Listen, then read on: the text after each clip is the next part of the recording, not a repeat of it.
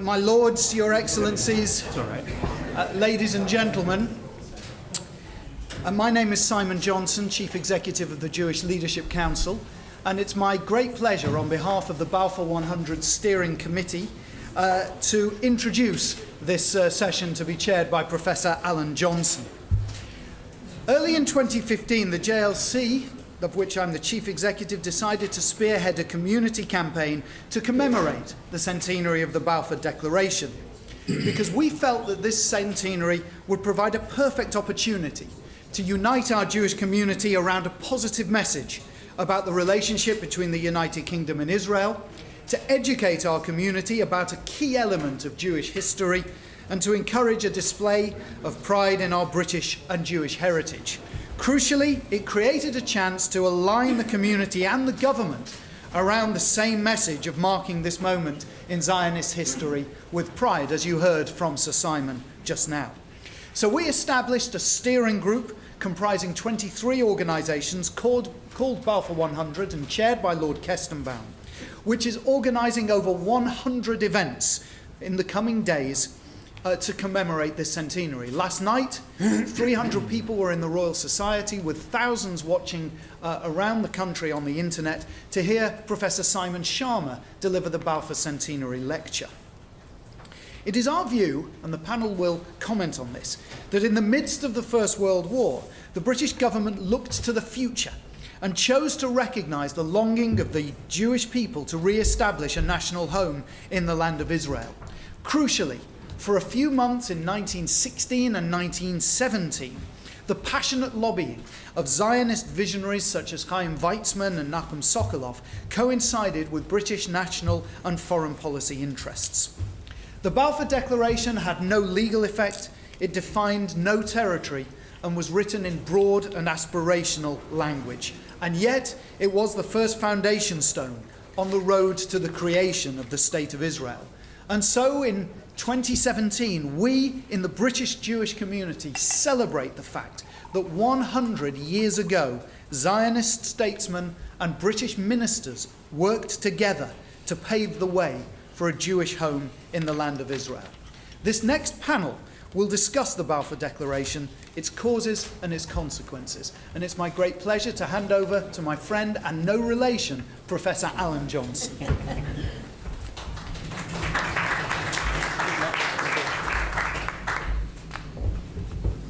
Thank you very much. I'm the editor of Fathom Journal, and you have a copy in your packs. And I'm delighted to be able to take the chance to publicly thank Celia Atkin for her huge generosity in making this possible today. Thank you, Celia.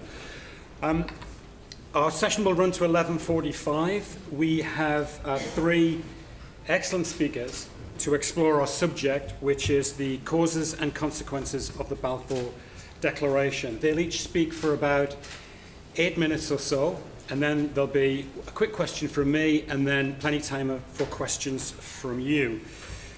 To introduce our speakers, we have Jonathan Schneer, the author of the Balfour Declaration, Origins of the Arab-Israeli Conflict, which won the 2010 National Jewish Book Award. He is professor in the School of History and Sociology at Georgia Tech. Einat Wilf, apart from being an advisory editor and a great supporter of Fathom from our first days, is senior fellow at the Jewish People Policy Institute and an adjunct fellow at the Washington Institute for Near East Policy. Einat served as a member of the Knesset for Labour and Independence from 2010 to 2013.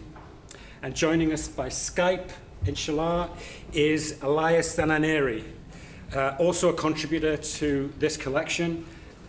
He is Vice Chairman of the PLO Committee for Interaction with Israeli Society.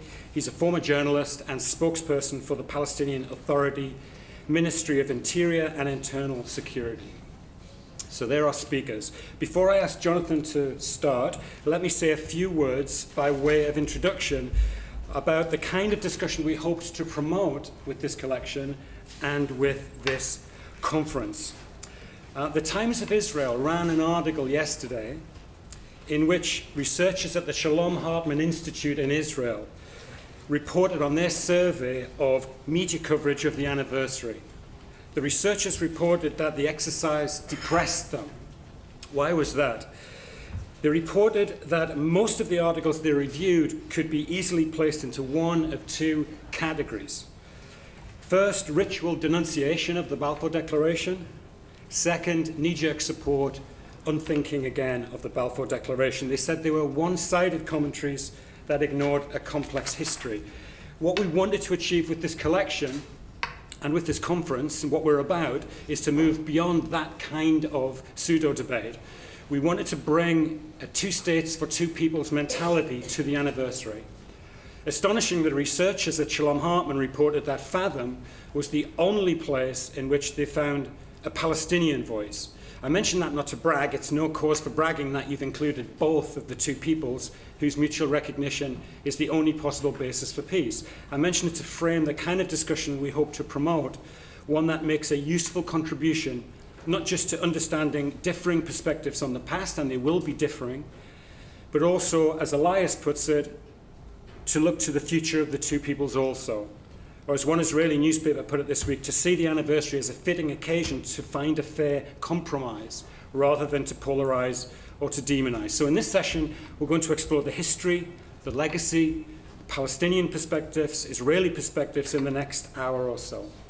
So, first speaker is Jonathan Schneer. When we interviewed Jonathan for the collection, we titled the interview, Weizmann Corralled the British Government, but I guess he's going to say it's a little bit more complicated than that as to why the declaration was issued. So Jonathan, please start us off.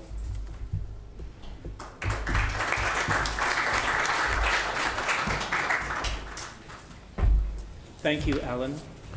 And I want also to thank James Soreen. I have never dealt with so unflappable and friendly an expediter. Thank you very much, and thank you for inviting me to this event. I'll begin by saying something that has been said already. Exactly 100 years ago today, while World War I was raging, and while no one knew which side would win, the British government, led by Prime Minister David Lloyd George, released a declaration bearing the name of Foreign Secretary Arthur Balfour.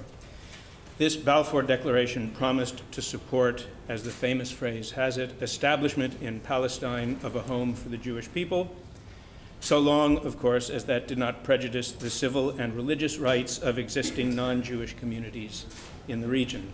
That short document, its crucial paragraph, contains 67 words, laid the foundation stone of modern Israel, and sowed dragon's teeth. Why did the British government do it?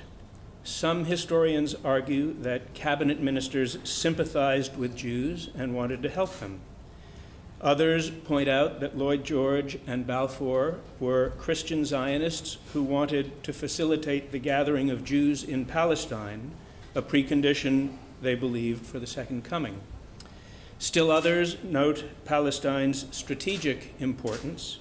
It overlooks Egypt, through which runs the Suez Canal, which was then Britain's economic jugular vein, and the cabinet wanted a grateful and largely European population there to provide stability if Britain should establish its own protectorate in the region. Moreover, as other historians have noted, Foreign Office mandarins pushed Lloyd George and Balfour to act because they feared that if they did not act, then Germany would, depriving Britain of Jewish support. I think each of these arguments is true, and the last one points to the most important reason of all. Lloyd George's government issued the Balfour Declaration primarily because it thought doing so would help it win the war. Most of its members believed that world Jewry had great subterranean influence over world finance, for example, and contradictorily, over world socialism. They thought that American Jewish financiers could persuade President Woodrow Wilson to bring America into the war, and they thought that Russian Jewish socialists could persuade Prime Minister Alexander Kerensky not to leave it. And they thought that the way to win over these disparate Jews was to promise them Palestine. They thought that because the most important Zionist in Britain, Chaim Weizmann, had taught them it. Weizmann was a Russian Jew, educated in Germany and Switzerland, and employed at that point by the University of Manchester as a reader in chemistry. And somehow this Volksmensch, as a friend once called him, learned to speak the language of the British political elite and to move easily among its members despite their anti-Semitism. In fact, he practiced on them a kind of political jujitsu, using their prejudices to his own advantage. When they charged that the Jews had vast, mysterious powers, he agreed. "You need us," he told them, in effect, now more than ever. Charismatic and compelling, Weizmann embarked in 1914 upon a political charm offensive, teaching the British governing class the principles of Zionism, the first of which was that Jews must have their own country, like any other nationality. And he elbowed aside British Jews who argued that Jews did not constitute a nation, but merely shared a belief system that could be practiced anywhere, and that therefore Jews should strive to assimilate in their countries of residence. Until then, the assimilationists had spoken for the Jewish community in Britain. But Weizmann triumphed over them completely, and the Balfour Declaration is proof of that. It took so long to produce, however, that the process of its, it took so long to produce, however, and the process of its production was so tortuous that it had unanticipated results. First of all, by the time it was released, America already had entered the war, and Russia was irrevocably on the way out. So contrary to the wishes of those who framed it, the Balfour Declaration did not influence the outcome of World War I. But surely it influenced what happened after. During 1914-18, the British government had been attempting to win over the Zionists with one hand, while with the other hand it had been coaxing Arabs. It successfully encouraged the Grand Sharif Hussein of Mecca and Medina to rebel against their common enemy, the Ottoman Empire. When the Grand Sharif launched his insurrection, he did so believing that Britain had promised to support establishment of an independent Arab kingdom, including Palestine, of which he would be the leader, not a home in Palestine for the Jewish people. And therefore, he viewed the Balfour Declaration as a great betrayal. After November 2, 1917, neither he nor his followers would trust perfidious Albion. Nor would many Zionists, although Weizmann remained an Anglophile all his life.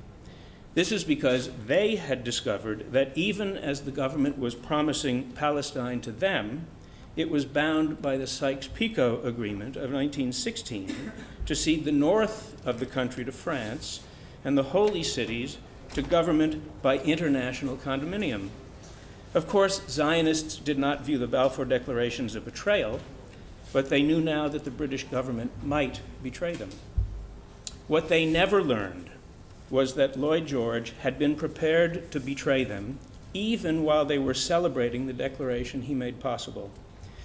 In January 1918, mere weeks after passing the declaration, after issuing the declaration, he sent an emissary to speak with Turks about a separate peace. Turkey out of the war would be a greater contribution to Allied victory than anything concerning Jews and Arabs. Lloyd George offered the two Turks various inducements, and one was that if the Ottomans deserted Germany, their flag could continue to fly over Palestine. Had they accepted this offer, no one would be referring to the Balfour Declaration today. So much deceit and betrayal could not but lead to trouble, and so they have, as 100 years of Middle Eastern history will testify. A further point gives rise to even more sobering reflections. When Lloyd George approached the Turks in January 1918, he did so without informing his foreign secretary. He was acting on his own. Surely he is not the only leader of a country to have ignored his expert advisors.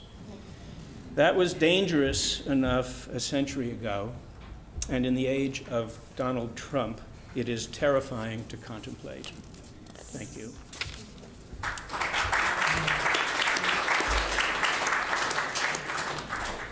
Our next speaker is Anna Wells. Oh, me? Yes, and we'll come to Elias.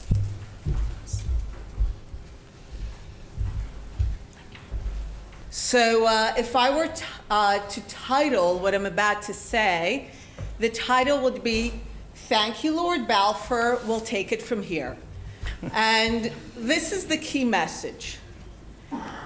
What really created the modern state of Israel, what continues to ensure the modern state of Israel, is deliberate Jewish action. Specifically, deliberate Zionist action. We can discuss the background. Everything is correct. British philo-Semitism, British anti-Semitism, British war interests. All of these things are correct. But the factor that made the difference was deliberate Jewish action. Without Chaim Weizmann, without the spirit of Zionism, inaugurated specifically 20 years before the Balfour Declaration, we would have still looked at British philo-Semitism, British anti-Semitism, British war interests, but no declaration. Because that is the factor that matters. And in many ways, what the Balfour Declaration represents is the success of the Zionist spirit. It is the first major diplomatic achievement of the Zionist movement. But it is an achievement that is due to a spirit that was inaugurated specifically in the first Zionist Congress. What is the Zionist spirit? The word has been, through deliberate effort, made so toxic. But if we remind ourselves what it really is all about, Zionism was about the fact that the Jewish people decided to be masters of their fate, to finally take action to change the course of their history, to say to the world that we might be dealt some of the worst cards in history and by a whole lot of dealers, but that does not mean that this is our future. And we are done praying for God to save us, and we are done waiting for the Messiah to come. We are going to be our own Messiahs. We are going to be the vehicles of our own redemption. This is the spirit of Zionism. The spirit of Zionism is the spirit of collective action for a purpose of self-redemption of a people, for themselves, by themselves. So the answer to why all of this happened is the Jews did it. Specifically, the Zionists did it. Every step on the way, from the first Zionist Congress all the way to the establishment of the State of Israel, every step was fragile. Nothing was guaranteed. Nothing preordained. Think of what the Balfour Declaration really says. Let's say you go to a powerful person with something you really want, and they tell you, I like the idea, I'll do my best to help. How serious is that? Would you view that as the thing that makes it happen? That's what the Balfour Declaration is. It says we like the idea, we'll do our best to help. In the background, we're making a whole lot of other commitments.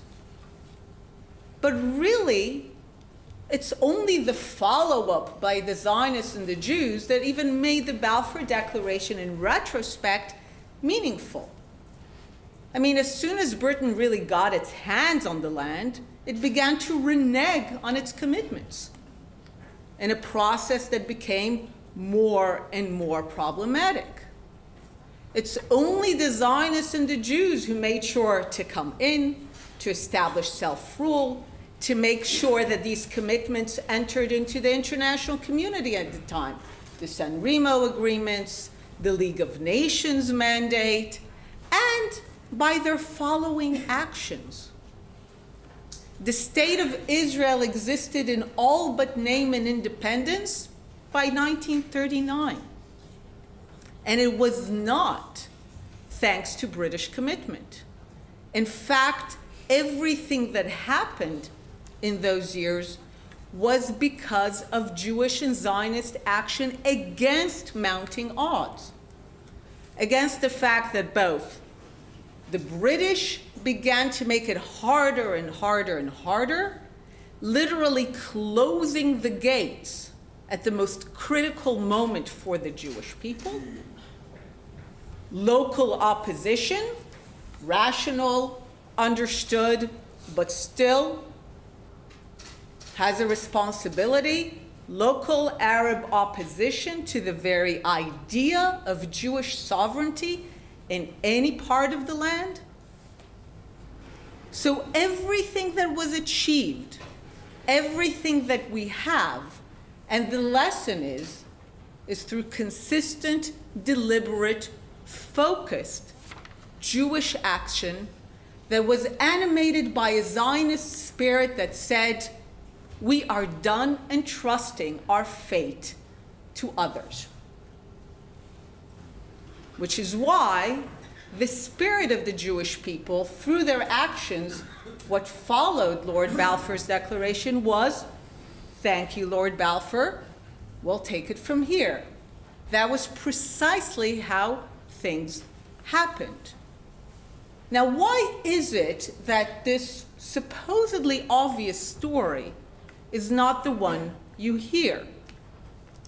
Well, I believe that this is where Zionism continues to present still the biggest challenge to a whole lot of people. The idea that the Jews have become masters of their fate. The idea that the Jews are acting like any other force in history, using diplomatic, economic, military means to pursue realpolitik goals. This idea still grates on the consciousness of wide swaths of peoples and civilizations. The only proper place for Jews in the consciousness of so many is as people who receive, people to whom something is given, people to whom compassion is shown. So the explanation of the birth of the modern state of Israel has to therefore be told as a series of handouts by foreign powers with shady motives. That's the only way you can explain it. So you need to say that Britain gave it over, right? And then you have a campaign for Britain to apologize. Certainly, if Britain has to apologize for anything, it is the betrayal of that initial commitment, which was not much of a commitment.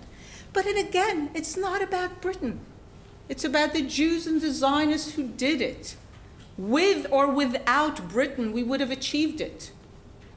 Because we were now pursuing our own goals.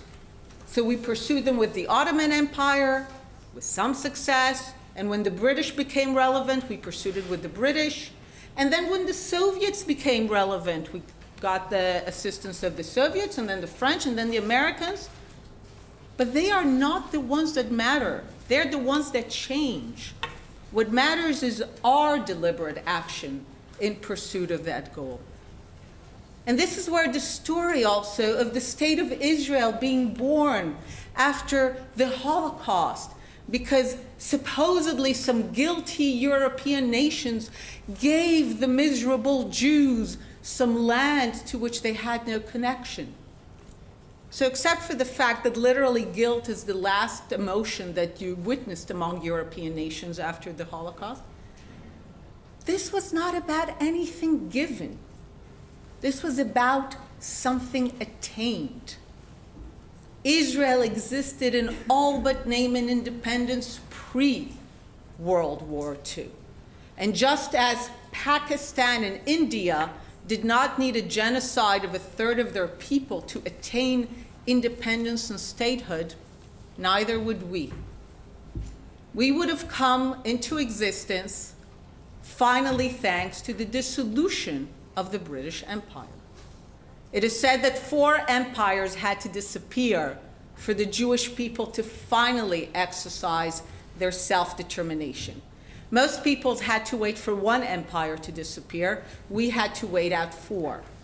We had to wait the Austro-Hungarian Empire disappearing so that along with all its peoples, the Jewish people can finally name themselves as a people worthy of self-determination, for the Russian Empire to disappear, for us to be free of them, for the Ottoman Empire to disappear so that we could return to our land, and finally for the British Empire to disappear so that we would no longer depend on anyone to open or close our gates to our people. And the reason we have achieved everything we achieved is being focused, determined to wait out all these empires.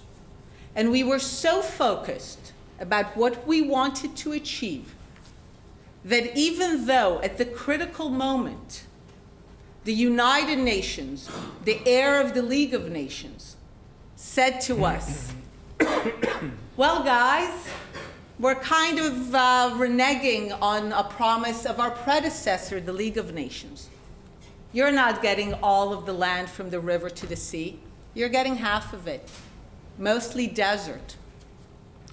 And we know you're called the Zionist movement, but no Zion for you guys.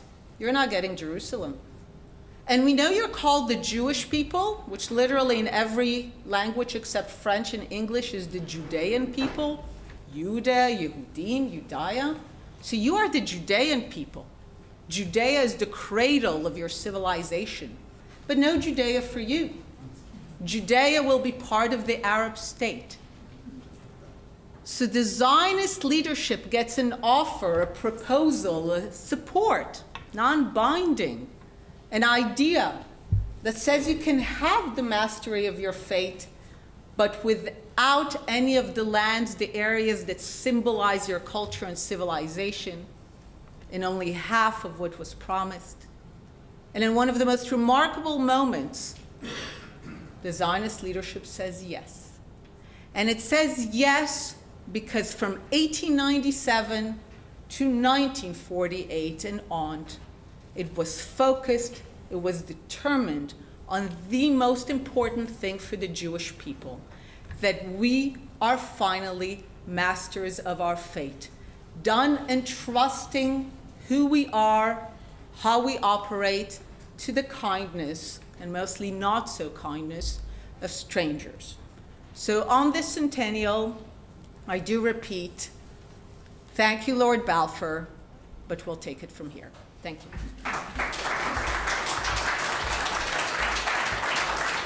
Our next speaker is Elias Sananeri. Elias, can you hear us? Yes, sir. Good morning. Can you hear me? I can hear you. Fine? I can hear you very, very well. Thank you very much for joining us today. We're delighted to have you with us. And I'd like to invite you now to address the conference for 10 minutes or so, and I'm sure give us a Palestinian perspective on the Balfour Declaration, its causes and consequences. Over to you. Well, thank you. Good morning, ladies and gentlemen. And I'm really sorry to spoil the UK festivities on a day like this, because we believe as Palestinians that today should be a day of atonement for the UK, and not a day of pride. And I'll explain why. I'll try to explain within the few minutes that I'm given. For our people, the Palestinians, this declaration was as ominous as it could ever be. And why is that? Because we believe that it was totally unjust to promise a national homeland for, at the time, 4% of the overall population of Palestine, of historical Palestine, at the expense of the political rights of the indigenous people of this land, the Palestinians, who have been living here for thousands of years. Now the question is, in fact, I don't want to talk about history as much as I'd rather talk about the future, because that's where things are within our hands or within our reach to change. And in fact, this morning when I heard about the visit of Mr. Benjamin Netanyahu to the UK, I felt, I mean, he's visiting today, he arrived already today to mark the centennial anniversary of the declaration. And I thought to myself, oh, that was too bad. Really, I felt so bad. And I'll tell you why. Because I thought that because this visit could have become an historical moment, not only for the UK, not only for Israel, but also for the Palestinians, for the Middle East, and possibly for this case, for the overall universe, and I'll say more. Because just imagine if Ms. Theresa May, the Prime Minister of the UK, invited on this same day the President of the Palestinians, Mr. Mahmoud Abbas, to be in London, and in a three-way news conference, she would announce or declare in the presence of the two leaders that the UK recognizes the state of Palestine exactly as it was recognized by the United Nations resolution of the United Nations General Assembly resolution 67 of 19 of the 29th of November 2012. That would have made today a real jubilous day for everybody, including the Palestinians who have been living the pain of the very, I don't know what to call it, but it was such a painful wound that was cut in the Palestinian bodies and souls 100 years ago, and we continue to pay the price until this very moment. I think, I know that there's a huge amount of frustration among the Palestinians because of the UK, because of the role that British Empire played in the old days, and until today. Yes, the declared policy of the UK today is supporting a two-state solution, but let us ask ourselves a question. Is that really enough? Is it enough to support a two-state solution when you do nothing to make sure that this two-state solution is still doable, and if you do nothing to prevent the awkward deeds of the Israeli government today that is trying to bury the two-state solution in whichever way it is possible, mostly by expanding Jewish settlements, by not recognizing the mere natural right of the Palestinians to self-determination. This is the bottom line. I think we have to address the question. There's no need to address the question of Israel's existence, because Israel is there to stay, not to be destroyed, not to be denied, and nothing at all. We in the PLO have already recognized Israel twice, once in 1988, when the Palestinian National Congress, our parliament in exile, endorsed in Algeria the Declaration of Independence and accepted UN resolutions 242-338, i.e. the right of Israel to exist in secure and recognized borders. And 5 years later, in 1993, we exchanged letters of recognition with the State of Israel. Again, signed by Yasser Arafat at the time and sent to the late Israeli Prime Minister Yitzhak Rabin. The PLO message was very clear, the letter was very clear. It recognized Israel's right to exist in secure and safe borders in the Middle East. Now the question is, since then, we have been waiting for Israel. We've been also waiting for the international community to reciprocate with the recognition of the PLO by the PLO of Israel, but nothing has happened so far. How long can we wait? Are we supposed to wait 100 years more so that the UK marks 100 years from today, the second centennial anniversary of the Balfour Declaration, without doing anything? This is really bad. I don't know what else can we say. I mean, this is. I'm trying to be as less emotional as I can, but this is really injustice that has been accumulating day after day, month after month, year after year, against our people for 100 years. And God only knows how long this will continue, as long as the international community is not really doing what has to be done to make sure that the Israeli government understands that it cannot have it both ways, that it can keep the land and deny peace, or demand peace and demand land on one hand and give the Palestinians nothing.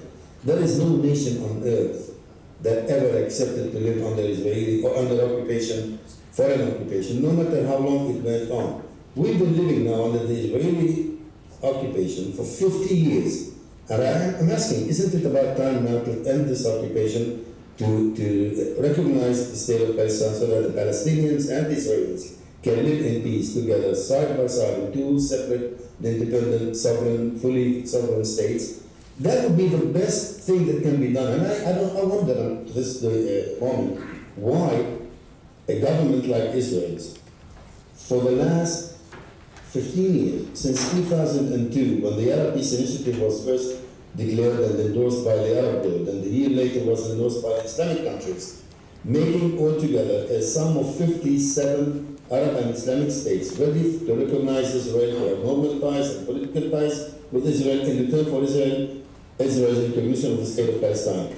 This, I would say, and I'm appealing to the audience, sitting to the distinguished ladies and gentlemen in the hall, and ask, isn't this really the dream that Ben Gurion had in mind when he declared the proclamation of the state of Israel back in 1948? Isn't that exactly what normal Zionists have been dreaming of, to have Israel, a full-fledged recognized state in the region that has normal ties with all its neighbors? I don't know. This golden offer, I would call it, had been put on the table for the last 15 years, and the Israeli government, up to this moment, hasn't even reciprocated to that. What can we do? Let me just finish by quoting the President Mahmoud Abbas, and 3 days ago he met a group of Israeli former Knesset members and ministers, and in his address to them, he said that there has to be a solution. We cannot continue living under occupation forever. And if Israel doesn't want a two-state solution, then what else? Are we going to a one-state solution whereby it has to be a one-person, one-vote, meaning a fully democratic state? That I don't think that match the Zionist dream of having a homeland for the Jews in Palestine. Not even maybe what Balfour thought of 100 years ago when he wrote that declaration. Now the question again is, we are afraid today, really frankly, candidly speaking, and this is a warning bullet, so to speak, in parentheses. We are really very much worried that today's moderate leadership of the Palestinians, in the post-moderate leadership of the Palestinians era, I don't know really what will happen. I don't know. Nobody knows how will our people react to what may happen afterwards. Can there be a moderate leadership, more moderate, or a leadership more moderate than today's? I really doubt it. I think that whoever will come afterwards will just argue with Palestinians, with everybody else, that you guys have been negotiating with Israel for the last 25 years, you have recognized Israel twice so far, you haven't achieved any real independence for the Palestinians, so let's do it, or let's try a different way. And a different path is very clear. It's going to be a Pandora box in the region. I think people will then react to the awful occupation that they're living in, and that would be an open, the sky will be the limit, and we don't want to be there. We don't want to go back to a point or to a circle or to the vicious circle of violence and counter-violence, because we have tested it, we have examined it, we have suffered from it. The Israelis have suffered from that, and I don't think any sane Palestinian or Israeli or Jew, for this sense, applying to worldwide jury, would really love to go back to a scenario whereby Palestinians and Israelis find themselves pushing each other into a mutual destruction scenario. No, we don't want that. And I think this is the time now to appeal again. It's not too late. These celebrations can go on for a couple of days more in the UK. But in the meantime, if Ms. May comes up with a historical announcement, give us a new Balfour declaration, but it won't be called Balfour, it will be a May declaration promising or recognizing the Palestinians' right to self-determination and independent statehood. Thank you.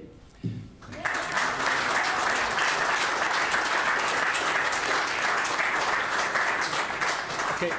Thank you very much, Elias. Thank you to all the speakers. As we started a little bit late, I'm going to forget my questions, so you've turned up today and you should get the chance to ask yours. So I think what we'll do is take them in rounds. So let me see who would like to ask a question. I see Questions at the front here and then at the back. So we'll start here with you. Yes. My question is to Elias. Oh, sorry. My question is to Elias. You talked about how moderate the current Palestinian leadership is. And my question is, do you describe as moderate a leadership that pays salaries to terrorists in jail, which incites hatred against Jews and Israelis, which reproduces anti-Semitic images that only encourage Palestinians further away from coexistence and to hate Jews? Okay, don't answer that yet, Elias. We'll just hold on if you can. We'll take a few and then I'll go through the space. So you're next, sir. Can I answer now or later on? Answer later. Just let's get a couple of questions in the room first, Elias. My question also to Elias. You said in your talk a few minutes ago that you want your own state. Super duper. Take it. You've had offer after offer. Your colleagues, your leadership constantly says no. In my lifetime of 62 years, the best offer I think you had was from Ehud Barak. He even gave you part of the old city. You've had offers. And as Shimon Peres used to say, your leadership never misses an opportunity to miss an opportunity. You've had offers. It's always a no. Nothing's ever good enough. So I don't understand your argument. Oh. Maybe you could clarify. Maybe I'm misunderstanding. Okay. Which bit of no don't I understand? Thank you. We'll take one more question, then allow Elias and others to respond. So, Simon. Thank you all for speaking. I think for me, it's always important to hear from all sides of view. And so my question isn't going to be just directed at Elias, because actually I think if you listen to speakers, most of them all agree, whether they've got different positions, they agree on peace. My question is this: do you not think the Balfour Declaration today can be a basis for peace? So let's forget whether we're celebrating it or seeing it as something to condemn. Let's remember, there's nothing in that which is prejudicing the two-state solution. So why can we not use Balfour as a tool to bring the two sides together? Thanks very much. Elias, would you like to answer first, and then maybe Anat would like to take a run at especially that last question? Okay. Now, with regard to the first question, if the current policy led by President Mahmoud Abbas is not perceived as a moderate policy, I really wonder what moderation could be. Over the last, since President Abbas was elected back in 2005, we have had lots of ups and downs in the political process, in negotiations, and on one hand, and setbacks in the political process on one hand, and more Israeli actions against the Palestinians in the occupied territories. And nevertheless, the Palestinian National Authority, with its security forces under instructions of the Palestinian leaders, have done its best to maintain security in the territories under the PA control, only because we believe that this is part of our obligation under the Oslo Agreement, which we really hope that the Israelis honor the Oslo Accord as much as we do honor it. Now, yes, you can hear all sorts of so-called incitement statements from here and there, but they do not reflect the official position of the Palestinian leadership, of PLO, or the vast majority of the Palestinians. We are a pluralistic society anyway. We do have opposition from within, exactly as there is opposition from within the Israeli society. Now, with a little difference. It's a big difference, but it's very little. On our side, the opposition is not really part of the decision-making process in the PLO, because they are in the opposition, they're not the ones who call the shot. But you look at the Israeli government today, and in the Israeli government today, there are members, coalition members, parties that are part of the government itself, who don't even recognize the existence of Palestinians. They hardly see us. They want us to be out. Take, for example, the Jewish home. Now, it's up to people to decide whether you tip the balance of the extremists and consider that what they say, no matter how minority they are or how small the minority they represent, and forget or ignore the vast majority of the other side. We know for sure that over 70% of the Israeli public supports the two-state solution, even though some of them are really skeptical that it is doable these days because of the current government, because of so many conditions, things taking place in the region. But can we say that all of the Israeli public is inciting against the Palestinians and they are haters of Palestine? No, they're not. The same as Palestinians are not really haters of Israel. We have no problem, any kind of a problem with Jews anywhere. The question is that the real conflict we have is against the occupation that started in 1967. Everything before the 4th of June 1967 is taken for granted, has been recognized by the PLO. Israel, pre-1967 Israel, is a reality on the ground that is there to continue to exist for as long as it can. But we are talking now about the other side of the Balfour, even the Balfour. There's another question about the Balfour Declaration. In fact, just imagine, it dealt with us, the Palestinians, the indigenous population of the country, as being the non-Jewish communities. You cannot address 96% of the population of a certain country as being non-Jewish communities and even forget or ignore or negate their political and national identity as Palestinian Arabs, as Arabs living in this country. Muslims and Christians at the time, and they were also Jews.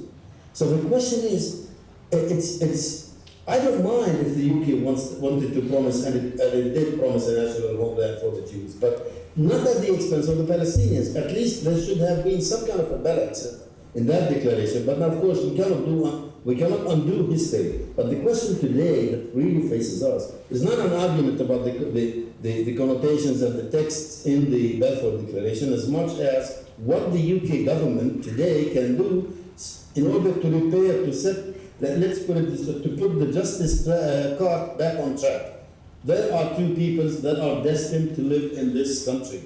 We are not going to throw the Jews into the sea as some may have claimed 50, 60 years ago. And the Israelis are not going to drive us back into the Arabian desert of Saudi Arabia. No, we are here to live. The Israelis are here to live. And if any of you speaks English, speaks Hebrew, that is a very nice song in Hebrew that is very famous in Israel. And I really love it as much as every other Israeli loves it, when it says, I have no other state to go, I have no other homeland to live in. So let's split this country. And we have accepted back in 1988 to set our independent state on 22% of historical Palestine. That is the areas that were occupied by Israel in 1967. Thanks. What more can we do? Elias, you still ask me where is the moderation of the PLO and of President Mahmoud Abbas. Now the other question is, the second one, let me just check my notes.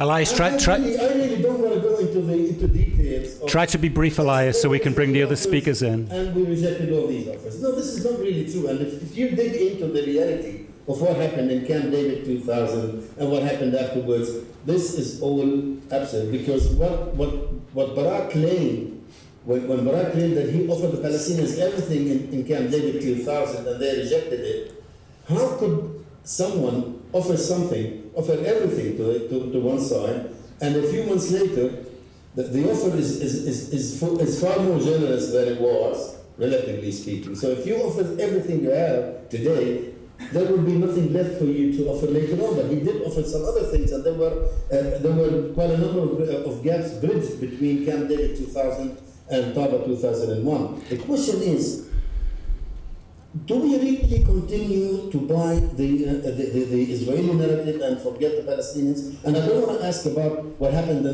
talk about what happened in negotiations, but there is one point of principle, regardless of who is the prime minister in Israel or who the Palestinian leader is. That principle is untouchable, it's non-negotiable. And that is the right of self-determination for the Palestinians. Thanks, Elias. That's a nice note for us. Elias?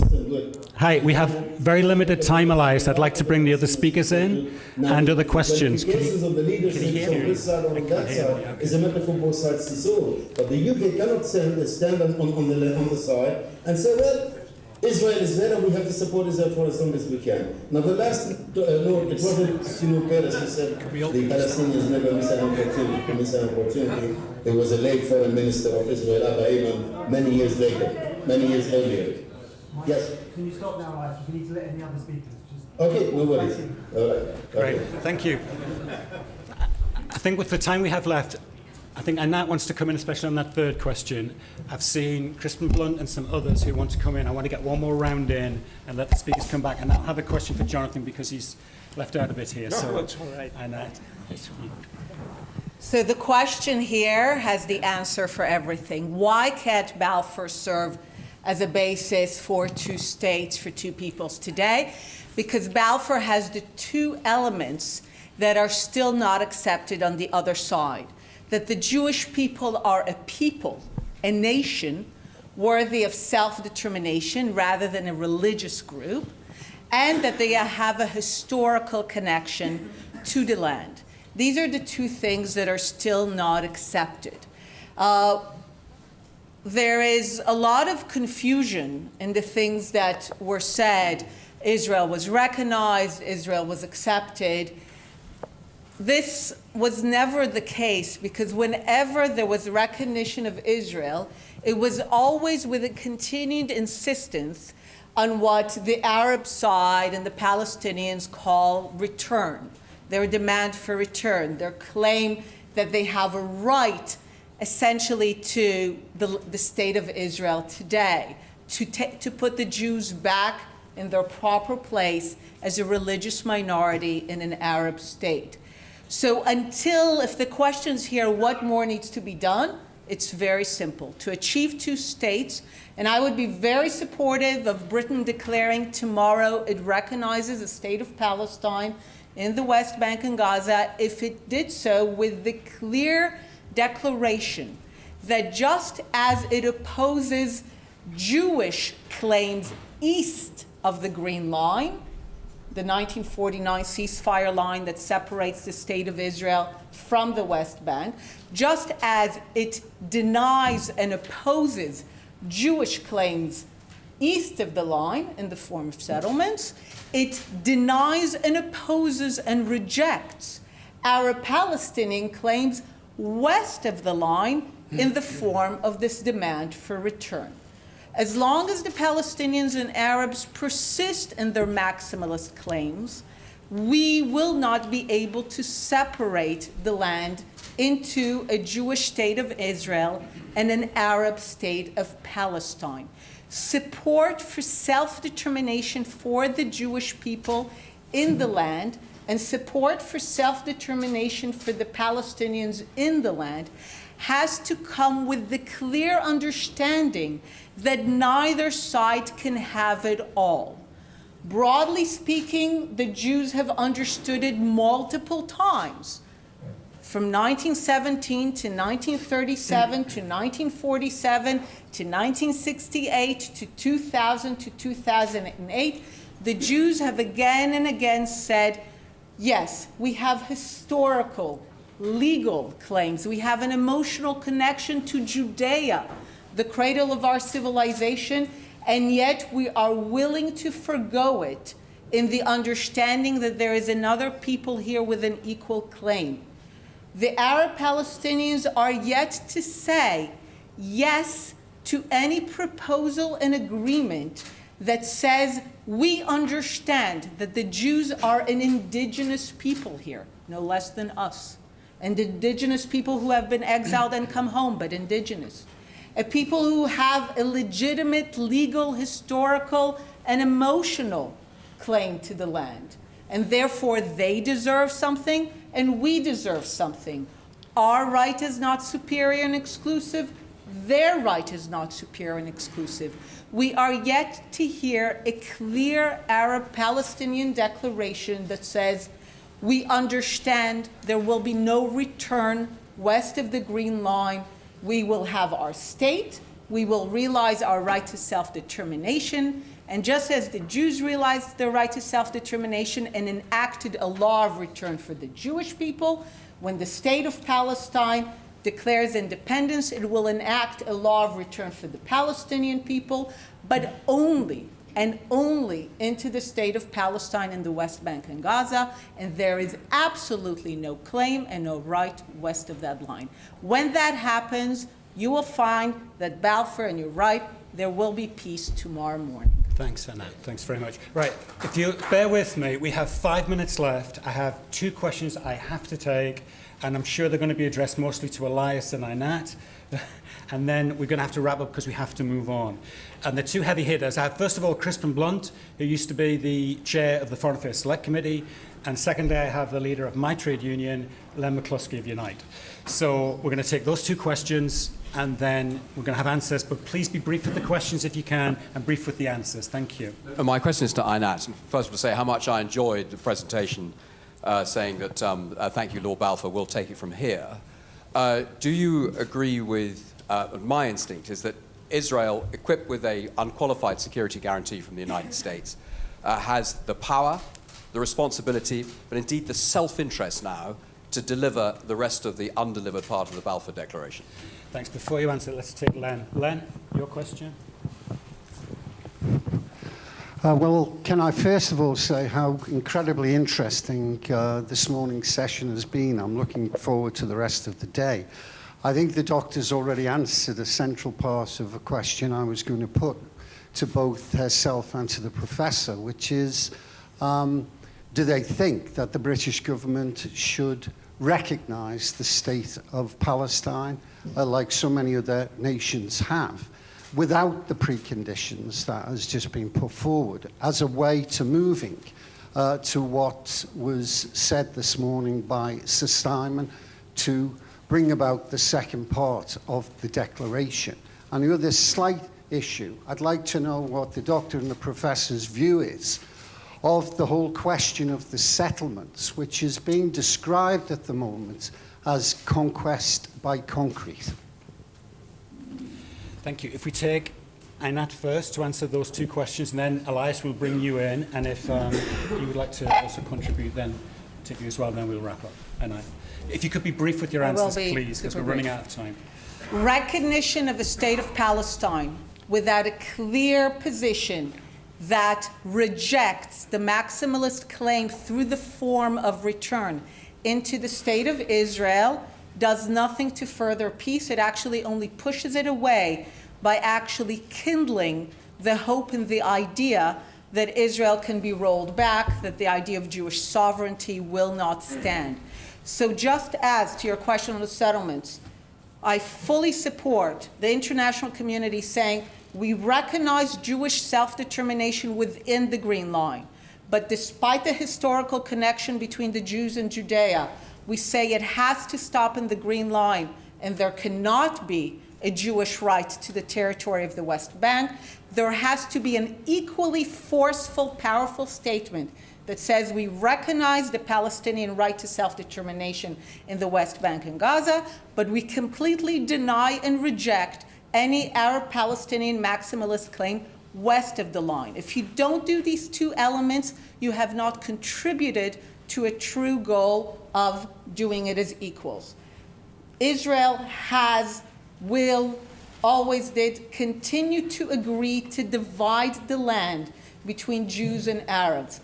The reason we have done it in the past, ruthlessly and effectively uprooted settlements, agreed to forgo Judea and Zion, the reason we have always agreed to divide the land is not because we're a lovely, nice, moral people, we're no better than anyone else, we're just as good and just as bad. We did it because we're small.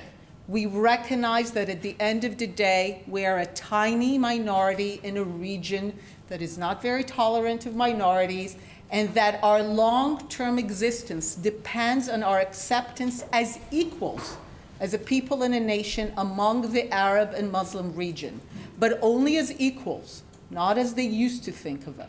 So we are always willing, even now, to divide the land, but it has to be with our acceptance as an indigenous people with a legitimate claim to the land, who are there by right, and as equals and have a right to sovereign self-determination. Once we hear that from the Arabs, clearly, simply, you will find that the Jewish people, Israel, and the Zionist leadership are as ready as they have always been and will always be to divide the land. Thanks very much, Anna. Elias, I'm going to turn to you now, but if you could take about 2 minutes at tops, I'm afraid. I'm sorry, because we're really running out of time and other sessions need to start. By the way, I don't know if we can show Elias the room he's looking at. I don't know if you can alter the camera angle. It'd be nice. Oh. Okay. Well, I agree with the second speaker that we're just finished now. If there is a consistent position whereby both sides declare end of demands across the 1967 line, whether on the western side of Israel or the eastern side of the state of Palestine, well, that would be great, because one of the major stumbling blocks to reaching an agreement is the Jewish settlements in the occupied territories. Now, I want to go back to the right. There, in all of the negotiations sessions that have taken place, it was very clear to the Israelis, to the Palestinians, and to everybody else that there has to be an agreed settlement for the question of refugees. The Arab Peace Initiative, which we highly endorse and promote, spoke very clearly of a negotiated, of a just and agreed upon solution to the question of refugees, just so that it would be fair to the Palestinian refugees who've been scattered all over the world since 1948. But agreed upon means that it will have to be agreed upon by both the government of the State of Israel and the government of the State of Palestine. That means that there will never be a refugee solution imposed on the Israeli government. It will have to be endorsed by the Israeli government and accepted and agreed upon. Now, in the negotiations that took place between President Abbas and the former Prime Minister Ehud Olmert,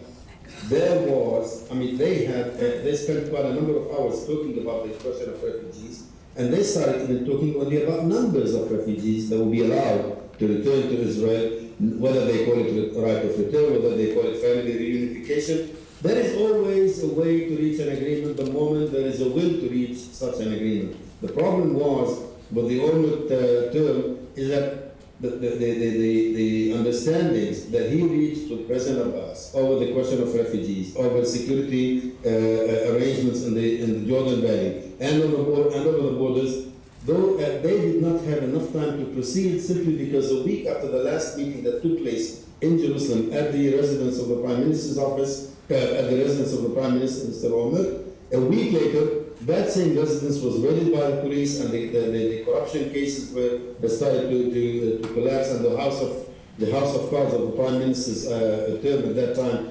collapsed, and that brought to the end a very important era of understandings on three major issues: security considerations, borders, and refugees. Now, when Bibi Netanyahu took over, and the first question that he was asked by Hillary Clinton, the new Secretary of State at the time, based on the handover note that she received from Condoleezza Rice, whether those understandings reached between Olmert and Abbas were acceptable to him, Mr. Netanyahu said, "I'd rather start from scratch, back to square number one, or even square number zero." That is the problem. It's not only, it is easier for you guys to leave always to put the onus of the proof only on the Palestinian side.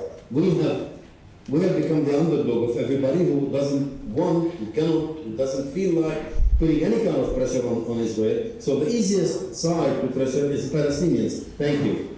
I know I thank you. Thanks very much, Elias. Thank you. I do apologise to those people who had their hands up who really wanted to come in. I appreciate it's frustrating. We've simply run out of time, so please forgive us for that. What's happening now is a short coffee break, and then we will be reassembling for the next session. I'd like to thank all our panelists, and I'd like to say, for me, that is exactly the kind of discussion, uncomfortable at times, but real, substantive, aimed at peace, that we absolutely need, and I'm proud for one that we've organised it. So thank you very much.